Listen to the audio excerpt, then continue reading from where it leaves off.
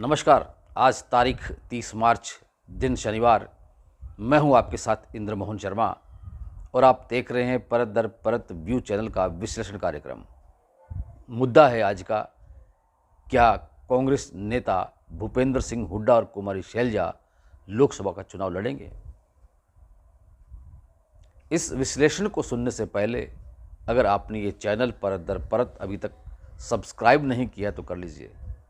Bell icon के button को all करके क्लिक कर लीजिए ताकि जब भी हम कोई करंट मुद्दे पर कोई शो करें और उसको YouTube पर अपलोड करें तो आपको उसका नोटिफिकेशन मिल जाए और आप उसे देख सकें, परख सकें उस निष्पक्ष विश्लेषण को। और फिर उसे देखने के बाद, सुनने के बाद अगर आपके मन में कोई विचार उत्पन्न होता हो तो कमेंट बॉक्स में कमेंट भी जरूर कीजिए। चलिए बात करते हैं भूपेंद्र सिंह हुड्डा और कुमारी शैलजा की कि क्या वो लोकसभा का चुनाव लड़ेंगे। लोकसभा चुनाव आ चुके हैं, लेकिन हरियाणा में 25 मई को मतदान होगा।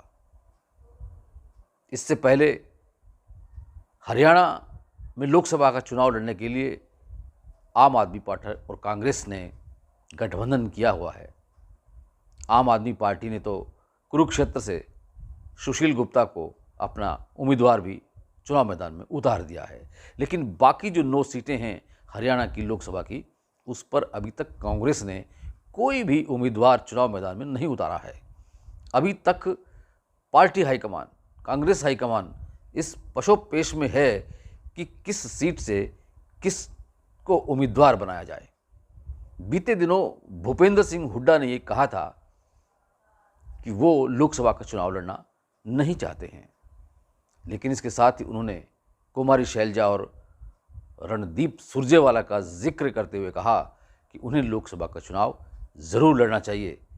इसके अलावा उन्होंने ये भी कहा कि अगर पार्टी हाईकमान उनको कहेगा चुनाव लड़ने के लिए तो उनकी इच्छा रही कि उनका बेटा दीपेंद्र हुड्डा लोकसभा का चुनाव लड़े, जो कि फिलहाल राज्यसभा सदस्य हैं। लेकिन अब बीते शाम भूपेंद्र हुड्डा ने मीडिया से रूबरू होते हुए ये स्वीकार किया है कि अगर पार्टी हाईकमान उनको कहेगी तो वो रोहतक से चुनाव लड़ सकते हैं लोकसभा का, अगर दीपेंद्र हुड्डा को चुनाव नहीं लड़वाया तो। लेकिन वो दोनों चुनाव नहीं लड़ेंगे, पिता और पुत्र, एक लड़ेगा उनमें से। इधर कुमारी शैलजा आज सिरसा में आई। सिरसा में उनका दौरा था।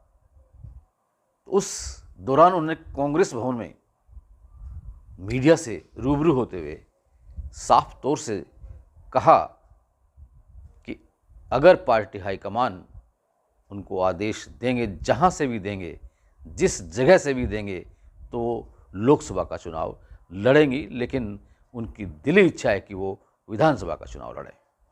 यानी कि अभी तक कुमारी शैलजा भी अपने पत्ते नहीं खोले हैं कि वो सिरसा से या अंबाला से कहां से लोकसभा चुनाव लड़ेंगी या नहीं लड़ेंगी।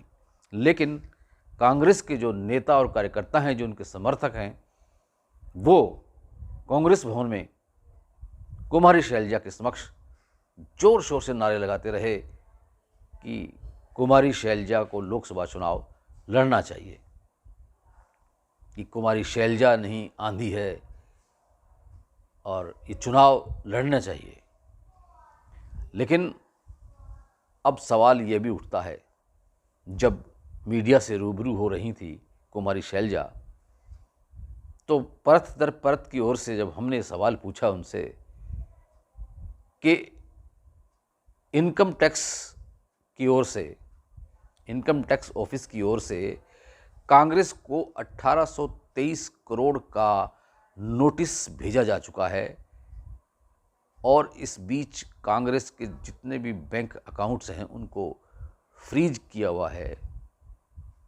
तो ऐसे में कांग्रेस लोकसभा का चुनाव कैसे लड़ेगी, कैसे वो अपने उम्मीदवारों को जितवाने के लिए खर्च करेगी? कुमारी शैलजा ने जवाब देते हुए कहा कि सवाल बहुत अच्छा है, लेकिन इसके साथ ही उन्होंने कहा कि मोदी सरकार जो संवैधानिक जो सरकारी एजेंसियां हैं उनका दुरुपयोग कर रही है और उनसे डरा कर धमा कर कोशिश कर रही है कि विपक्ष को दबाया जाए। लेकिन जिस तरह के हालात हैं उसको देखते हुए जनता सब जानती है। उन्होंने कहा कि कांग्रेस के उम्मीदवारों को जनता ही चुनाव लड़वाएगी और जनता ही उनको जितवाएगी। खैर, अब देखते हैं कि ऐसी परिस्थिति में चुनाव कौन जीतेगा। एक अन्य सवाल पर उन्होंने कहा कि इस प्रेस कॉन्फ्रेंस में पुराने पत्रकार साथी इंद्र जी बैठे हैं और उन्होंने सबसे पहले 1988 में जब मैं राजनीति में आई थी तो उन्होंने मेरा इंटरव्यू लिया था और उसके बाद उन्होंने कभी पीछे मुड़ करके नहीं देखा। उस वक़्त मैं इंद्र मोहन शर्मा जनसत्ता का रिपोर्टर था और उस वक़्त जब शैलजा सिरसा में पहली बार आई थी राजनीति में कदम रखने के लिए तो निसंदेह उनका इंटरव्यू हमने लिया था और जनसत्ता में उसको छापा भी था। खैर, यह तो एक अलग बात हुई। इसके अलावा जब कांग्रेस भवन में शैलजा आई तो उनके साथ पूर्व सांसद चरणजीत सिंह रोड़ी मौजूद थे। इनके अलावा पूर्व विधायक बलवान सिंह दौलतपुरिया और कांग्रेस नेता वीरभान मेहता, नवीन केडिया, प्रेम शर्मा, संतोष बेनीवाल, दिलीप नेजिया, लादूराम पूनिया, राजेश चाडीवाल और राजन मेहता, सतपाल मेहता और जग्गा सिंह बराड़ सहित अन्य कई नेता भी थे। बाद में कुमारी शैलजा ने कांग्रेस के वरिष्ठ नेता संदीप नेहरा के आवास पर जाकर दोपहर का भोज किया। संदीप नेहरा रानिया से कांग्रेस उम्मीदवार के रूप में अपनी तैयारी कर रहे हैं। हालांकि वो विधानसभा का चुनाव रानिया विधानसभा सीट से लड़ना चाहते हैं और जब विधानसभा के चुनाव घोषित होंगे तो उस वक़्त वो वहाँ से चुनाव लड़ना पसंद करेंगी। तो कांग्रेस पार्टी हाईकमान उन्हें उम्मीदवार बनाएगा या नहीं, यह आने वाला वक्त ही बताएगा। लेकिन संदीप नेहरा पूरी तरह से अपनी कमर कसे हुए हैं और वो स्वर्गीय कांग्रेस के वरिष्ठ नेता और पूर्व मंत्री जगदीश नेहरा के बेटे हैं। खैर, अभी तक कांग्रेस ने हरियाणा की किसी भी सीट पर, लोकसभा सीट पर अपने उम्मीदवार घोषित नहीं किए हैं। कल 31 मार्च शाम को कांग्रेस की स्क्रीनिंग कमेटी की मीटिंग होगी और हो सकता है 1 या 2 अप्रैल को कांग्रेस हरियाणा की 9 लोकसभा सीटों पर अपने प्रत्याशियों को चुनाव मैदान में उतार दे। और हो सकता है, जैसा कि आभास हो रहा है, कि रोहतक से भूपेंद्र सिंह हुड्डा कांग्रेस प्रत्याशी के रूप में चुनाव लड़ सकते हैं और वहीं सिरसा से कुमारी शैलजा चुनाव मैदान में उतर सकती हैं। और अगर कुमारी शैलजा चुनाव मैदान में उतरती हैं सिरसा से तो निसंदेह सिरसा में दिलचस्प मुकाबला होगा और इस मुकाबले में बीजेपी की जो मौजूदा उम्मीदवार हैं डॉक्टर अशोक तंवर, उनसे कांटे का मुकाबला होगा। और डॉक्टर तंवर भी सिरसा के सांसद रह चुके हैं और वो कांग्रेस के प्रदेशाध्यक्ष भी रह चुके हैं। इसी तरह से कुमारी शैलजा भी हरियाणा कांग्रेस की प्रदेशाध्यक्ष रह चुकी हैं। लेकिन कांग्रेस की गुटबाजी के चलते अशोक तंवर कांग्रेस से किनारा कर गए थे, क्योंकि उनकी भूपेंद्र सिंह हुड्डा के साथ 36 का आंकड़ा था। उन्होंने अपना फ्रंट बनाया। उसके बाद उन्होंने टीएमसी भी ज्वाइन की, तृणमूल कांग्रेस। लेकिन वहाँ भी जब उनकी सियासी दाल नहीं गली तो वो आम आदमी पार्टी में चले गए।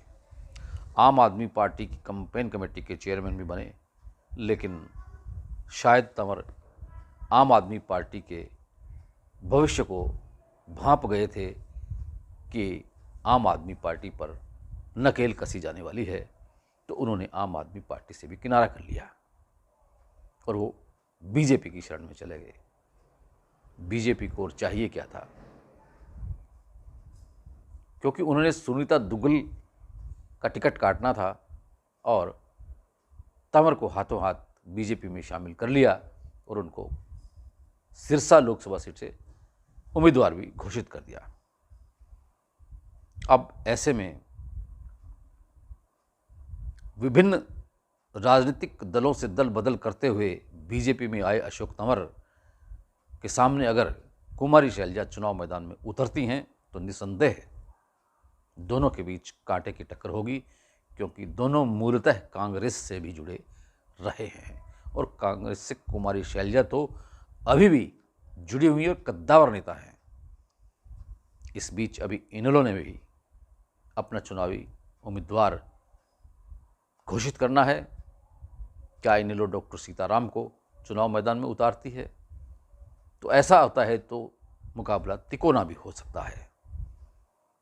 अब ऐसे में कौन किसको मात देगा ये तो मतदाता ही तय करेंगे, लेकिन मुकाबला दिलचस्प होगा। विश्लेषण कार्यक्रम में आज इतना ही। कल फिर किसी नए मुद्दे के साथ आपसे रूबरू होंगे। तब तक के लिए इंद्र मोहन शर्मा को इजाज़त दीजिए, और अगर अभी भी आपने ये चैनल परत सब्सक्राइब नहीं किया तो कर लीजिए, बहुत काम आएगा आपके लिए आने वाले लोकसभा चुनाव में। ये वीडियो अगर आपको पसंद आया हो तो इसे शेयर कीजिए अपने मित्रों को, परिचितों को। आपका बहुत बहुत धन्यवाद, बहुत बहुत शुक्रिया।